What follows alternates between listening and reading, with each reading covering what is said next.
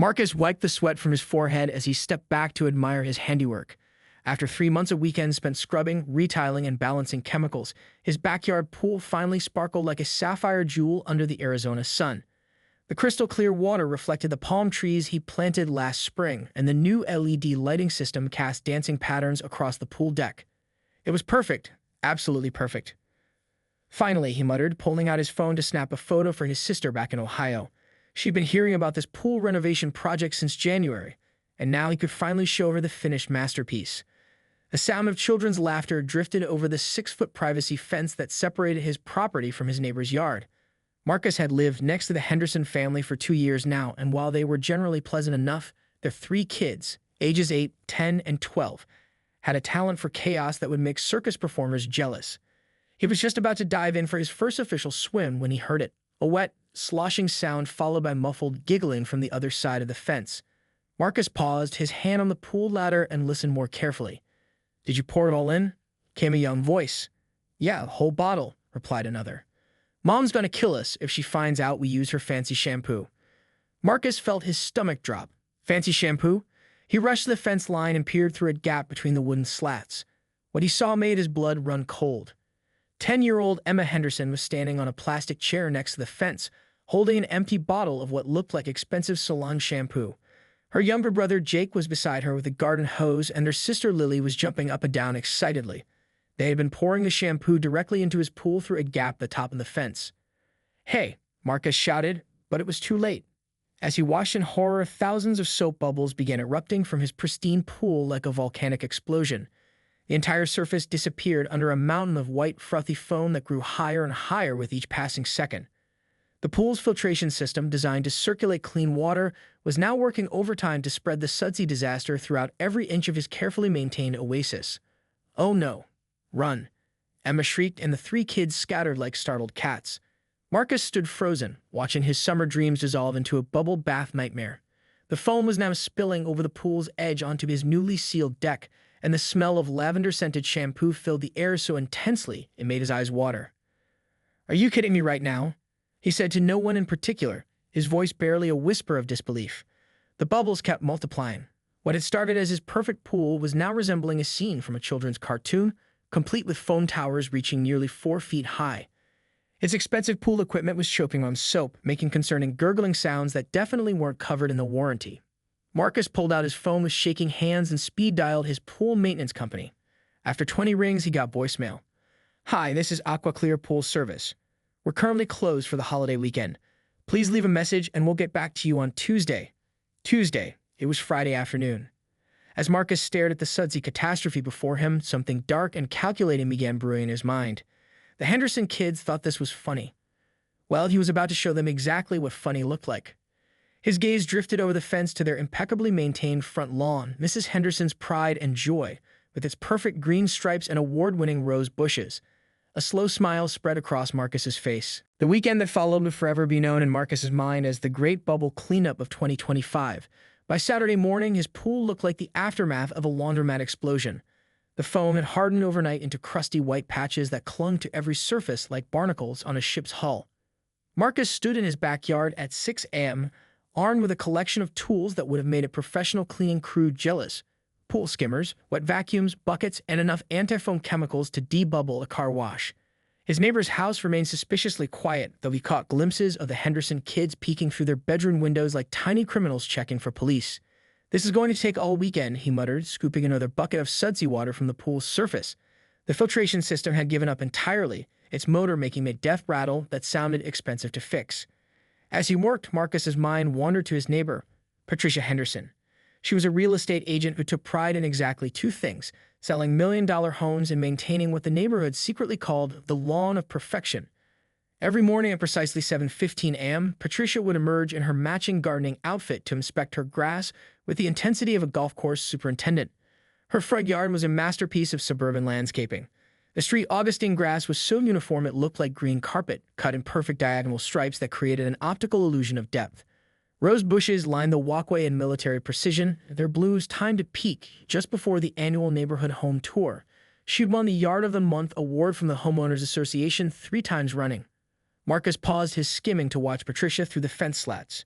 Right on schedule, there she was at 7:15, crouched beside her prize-winning roses with a measuring tape, ensuring each bush was exactly 18 inches from the sidewalk. She wore a visor that matched her gardening gloves, and her movements had the practiced efficiency of someone who found their calling in chlorophyll. "Morning, Patricia," Marcus called out, his voice dripping with artificial cheerfulness. She looked up, startled, and noticed the foam disaster behind him. "Oh my goodness, Marcus. What happened to your pool?" "Funny story," he replied, not finding it funny at all. "Your kids decided to turn it into a bubble bath yesterday. Used what looked like a whole bottle of expensive shampoo." Patricia's face cycled through several emotions: confusion, realization, horror, and finally resignation. "I wondered why my Brazilian keratin treatment shampoo was missing. That was $60 a bottle." She stood up, brushing dirt from her knees. "Marcus, I am so sorry. Let me pay for the cleanup and any damage to your equipment." For a moment, Marcus felt his anger soften. Patricia seemed genuinely mortified, and $60 shampoo was no joke. Maybe he could just accept her apology and move on like a mature adult. Then he heard giggling from an upstairs window. "It was so funny," came Emma's voice, barely muffled by the glass. "Did you see how high the bubbles got, like a snow mountain?" "And he looked so mad," Jake added with obvious delight. The mature adult in Marcus packed his bags and left the building. "You know what, Patricia? Don't worry about it," he said, forcing a smile. "Kids will be kids, right? I'm sure I can handle the cleanup myself." Patricia looked relieved but puzzled. "Are you sure? I really don't mind helping with the cost." "Positive. In fact, I've got the whole weekend free to work on outdoor projects." He gestured meaningfully toward her perfect lawn. "Speaking of which, your grass looks absolutely incredible. How do you keep it so green?" "Oh, thank you." Patricia beamed with pride. "It's all about the timing. I have my sprinkler system set to run every morning at 5 a.m. for exactly 23 minutes. The grass gets the perfect amount of water without oversaturating the soil, and I use a special organic fertilizer blend that cost me a fortune, but is completely worth it." 5 a.m., you said? Every morning? "Without fail. Consistency is everything in lawn care." Marcus nodded thoughtfully. "I should probably invest in a good sprinkler system myself. Where did you get yours installed?" As Patricia launched into a detailed explanation of irrigation zones and water pressure, Marcus mentally cataloged every piece of information. The sprinkler system's control box was located on the side of her house, easily accessible from the alley. She mentioned the water pressure was strong enough to reach every corner of her front yard from just 3 strategically placed heads.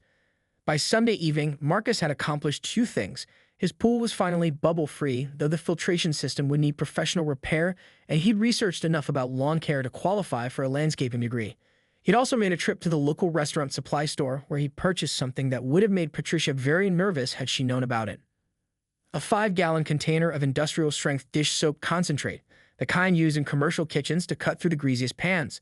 The label promised maximum suds production and long-lasting foam action. Marcus set his alarm for 4:30 a.m. Monday morning arrived with the kind of crisp desert air that made early rising almost pleasant, almost. Marcus's alarm buzzed at 4:30 a.m. sharp, and he rolled out of bed with the focused energy of a man on a mission. He'd spent Sunday night studying Patricia's yard like a military strategist, noting every sprinkler head location, the timing of her system, and the perfect entry point from the alley behind their houses. Dressed in all black like some suburban ninja, Marcus crept through his backyard carrying his weapon of choice, the 5-gallon jug of industrial dish soap concentrate. The label's promise of maximum suds production felt like a guarantee of sweet, soapy justice. The alley was empty except for a stray cat that watched Marcus with judgmental yellow eyes. He approached the Hendersons' backyard fence, where their sprinkler system's control box hung like a metal treasure chest just waiting to be opened. Patricia had mentioned during their conversation that she never locked it. Who would mess with a sprinkler system? She laughed. Famous last words, Marcus thought as he lifted the metal cover.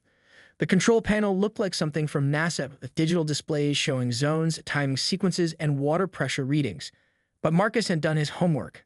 He located the main water line that fed into the system, a thick pipe that connected to all 3 sprinkler zones covering Patricia's front yard masterpiece.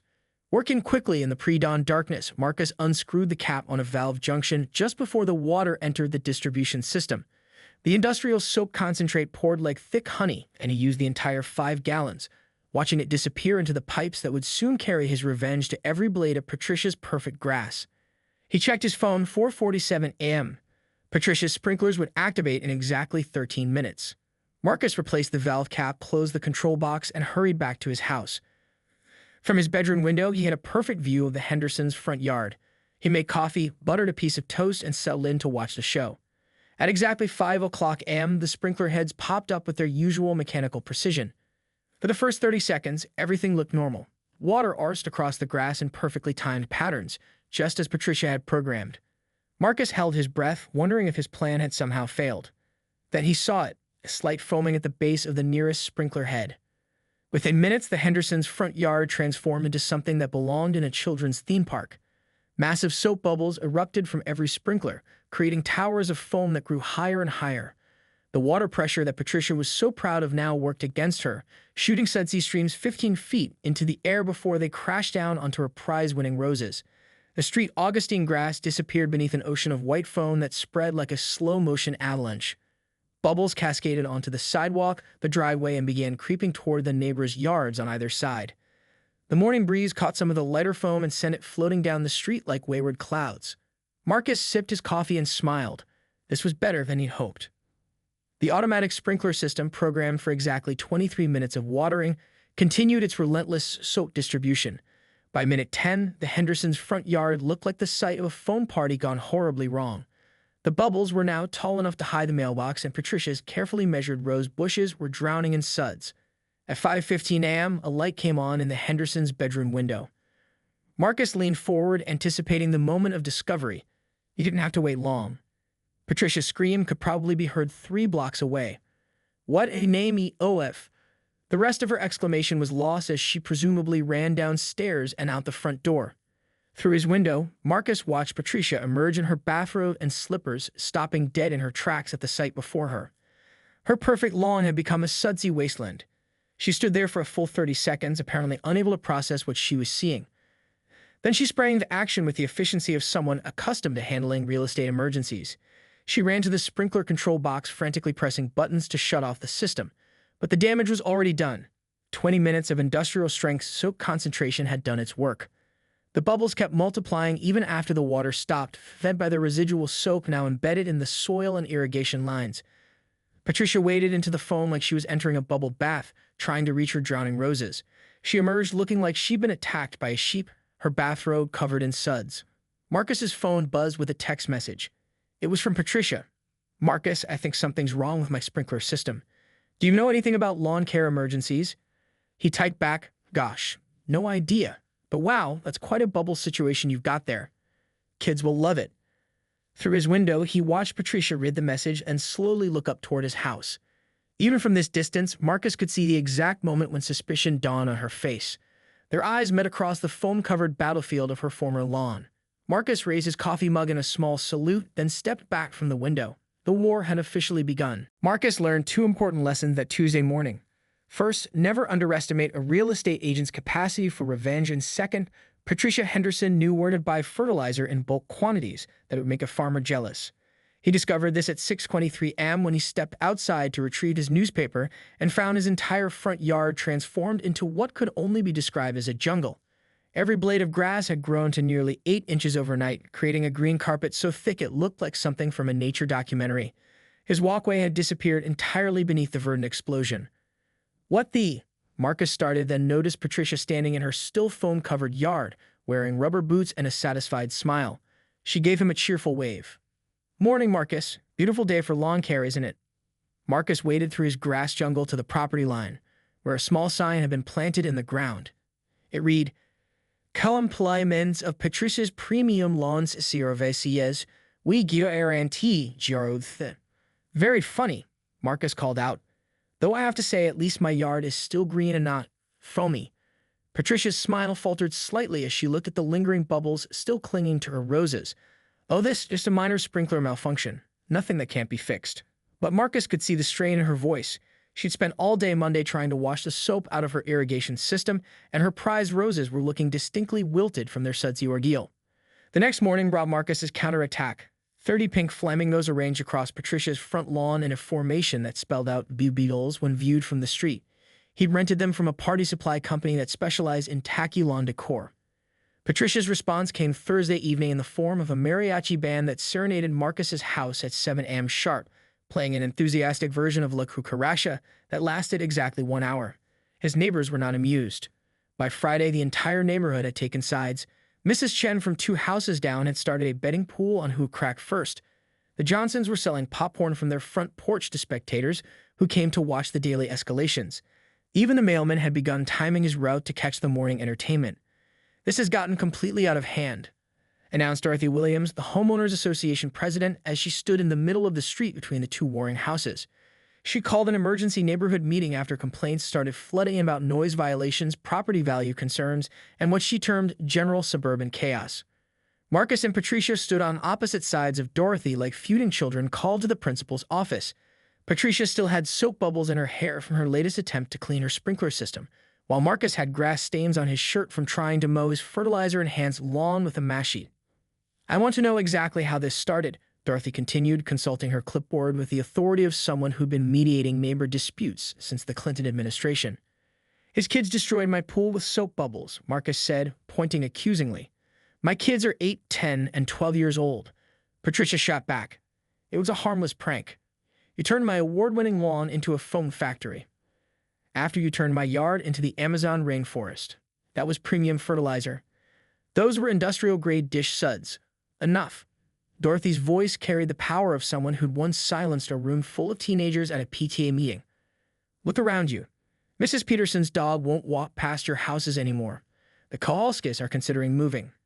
And I had 3 complaints about property values from prospective buyers." As if summoned by her words, a car pulled up to the curb. A young couple stepped out, clearly house hunting, and stared in bewilderment at the scene before them. Patricia's bubble-covered roses, Marcus's jungle lawn, and the lingering flamingo formations that neither had bothered to remove.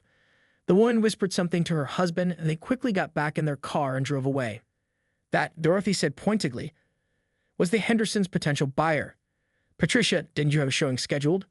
Patricia's face went pale.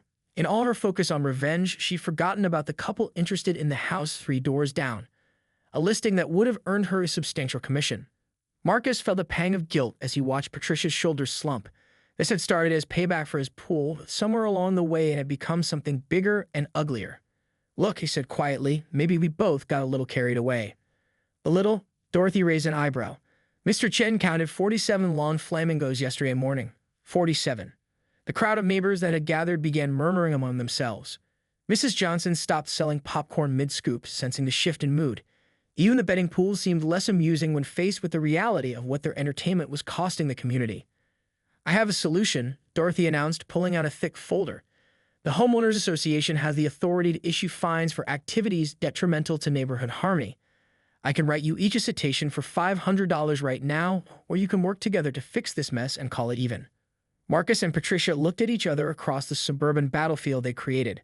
Somewhere in the distance, a lone soap bubble drifted past like a white flag of surrender. "What exactly did you have in mind?" Patricia asked carefully. Dorothy's solution was both brilliant and diabolical.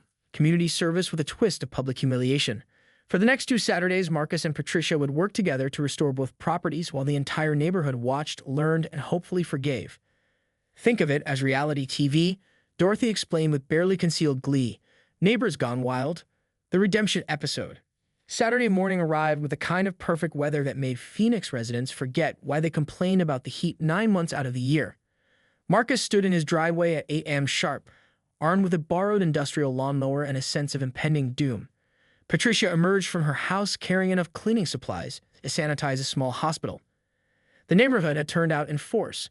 Lawn chairs dotted nearby driveways like stadium seating, and Mrs. Johnson had upgraded from popcorn to a full concession stand featuring coffee, donuts, and what she advertised as bubble tea with a knowing wink. "All right, you two," Dorothy announced through a megaphone that seemed unnecessarily dramatic. "Marcus, your jungle needs to become a lawn again. Patricia, those roses need de-sudsing. You have 8 hours to make both properties presentable, and you have to work together." "Together how?" Marcus asked suspiciously. "Patricia has the landscaping expertise. Marcus has the muscle power. Figure it out." The first hour was awkward enough to make reality show producers weep with joy. Marcus attacked his overgrown grass with the fury of a medieval warrior, while Patricia stood 10 feet away scrubbing soap residue from her rose bushes, both of them pretending the other didn't exist. "You're cutting it too short on the edges," Patricia finally called out, unable to watch Marcus butcher basic lawn care principles. "Oh, now you're a grass expert." Marcus shot back, sweat already beading on his forehead. "I am, actually. That's kind of the point." Despite himself, Marcus paused. His lawn did look like it had been attacked by a drunk barber. Fine. What am I doing wrong? Patricia abandoned her roses and walked over, pointing to his mowing pattern. You're going against the grain and your height setting is too low. Street Augustine grass needs to be cut high to stay healthy, especially after being fertilizer bombed. Fertilizer bombed, Marcus repeated flatly. Look, can we just focus on fixing this mess instead of relitigating who did what? Marcus looked around at their audience of neighbors, all waiting for the next dramatic development. Mrs. Chen was literally eating popcorn. You're right. Show me how to do this properly. What happened next surprised everyone, including Marcus and Patricia themselves. Once they started actually working together instead of around each other, they discovered they made an effective team. Patricia's meticulous planning paired well with Marcus's willingness to do the heavy lifting. She directed, he executed. The soap got into the soil, Patricia explained as they worked on her lawn together. It's not just about washing the surface. We need to flush the root system. Marcus nodded, helping her position a sprinkler to rinse the affected areas. I might have gone a little overboard with the industrial soap. A little? Patricia raised an eyebrow but smiled as she said it. Marcus, this stuff could clean a semi-truck. Your kids destroyed 3 months of work in about 5 minutes, he pointed out, but without the anger that had driven him to revenge. I know, and I should have made them apologize properly instead of just offering to pay for it. Patricia paused in her rose trimming. Emma asked me yesterday if you hate us now. Marcus felt something twist in his chest. I don't hate your kids. They're just energetic. That's a diplomatic way of saying they're little chaos monsters. I was going to say creative, but chaos monsters works too. By noon, something remarkable had happened. The neighbors had stopped treating them like entertainment and started helping. Mr. Chen brought over his leaf blower. The Johnson teenagers pitched in with raking. Even Dorothy put down her clipboard and grabbed a hose. You know, Patricia said as they shared a bottle of water in the shade of Marcus's palm tree. I haven't had neighbors help with yard work since I moved here. Maybe because you usually do it perfectly the first time, Marcus replied. It's kind of intimidating. Intimidating? Patricia laughed. I'm a single mom who talks to grass for a living. How is that intimidating? Marcus gestured toward her front yard, which was slowly returning to its former glory despite the soap assault. Look at what you've created. It's like art, but with fertilizer. And you built that pool yourself. I watched you work on it for months. That takes real skill. They sat in comfortable silence for a moment, watching their neighbors work together to undo the damage their feud had caused. I owe you an apology, Marcus said finally, and not just for the soap thing. I should have talked to you directly instead of plotting revenge like some suburban supervillain. We both could have handled this better, Patricia admitted. Though I have to say the flamingo formation was pretty creative. How did you get them to spell booby-oles? Lots of measuring tape and an embarrassing amount of trial and error. By evening, both yards looked better than they had before the war began. Marcus's lawn was properly cut and edged with professional precision, while Patricia's roses had not only survived their sudsy ordeal but seemed to be thriving with the extra attention. Not bad for a couple of suburban warriors, Dorothy announced as she surveyed their work. I hereby declare this neighborhood drama officially resolved. The crowd applauded and Mrs. Johnson started packing up her concession stand with obvious disappointment that the show was over. So, Patricia said as they stood admiring their restored properties, what do you say we establish some ground rules for the kids in the pool? How about supervised bubble activities only and only in their own yard? Deal? And Marcus? Next time you want to try a landscaping project, just ask. I promise not to charge neighbor rates. Marcus grinned. And next time your kids want to experiment with soap, maybe we can set up a proper bubble station that won't destroy my filtration system. As the sun set over their battle-tested neighborhood, Marcus realized that sometimes the best friendships come from the messiest conflicts. He'd started the week with a destroyed pool and enemy next door. He was ending it with a perfectly maintained lawn and what looked like the beginning of a genuine friendship, one built on mutual respect, shared labor, and the hard-won wisdom that comes from learning when to fight and when to make peace. Plus, he now knew where to buy industrial soap in bulk, just in case any other neighbors decided to mess with his pool.